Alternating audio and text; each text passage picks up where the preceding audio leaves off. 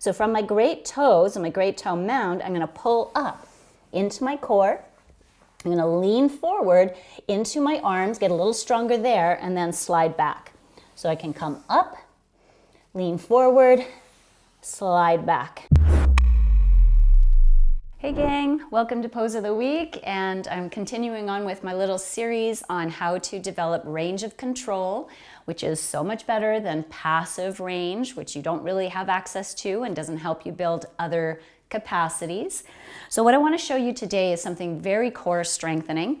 And remember, you could just put socks on your feet, or you could put a plastic bag on your feet if you're on carpet. That would work really well. You know, get creative, find something that will slide on the sliding surfaces that you have to work with. So basically what I'll do here is hands on my mat. I'm just going to come into a plank position. So I'm basically working on my foot to core connection and my hand to core connection. Dialing my hands away from each other and using my great toes to direct the movement of my lower body. So from my great toes and my great toe mound, I'm going to pull up into my core. I'm going to lean forward into my arms, get a little stronger there, and then slide back. So I can come up, lean forward, slide back.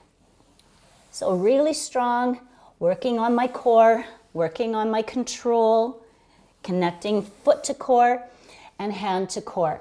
If you find that that's a little bit of a strong place to start, we can certainly take the hands onto blocks. You might find you get kind of stuck if you bring your feet too far forward. So you can start a little further back. Putting your hands on the blocks unloads the shoulders a little bit. So that's going to keep you a little safer. You could also start with the blocks really high up. Just want to make sure they're on a surface where they will not slide. You don't want them to tip over. Okay, so you can work into this gradually. But just so great for actually testing your mechanics.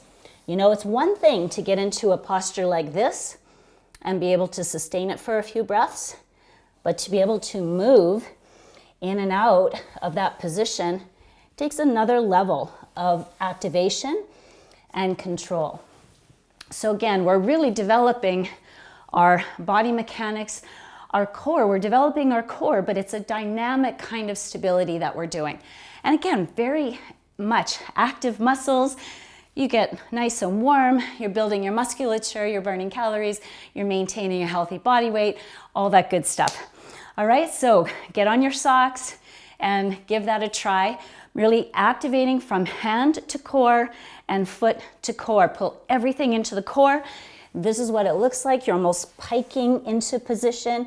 This helps you with many other postures, including chaturanga, but maybe also in eventually developing a handstand or other single leg postures, etc. So really worth practicing. So try it out. Let me know how it goes, all right? I'll see you next week for Pose of the Week. Bye for now.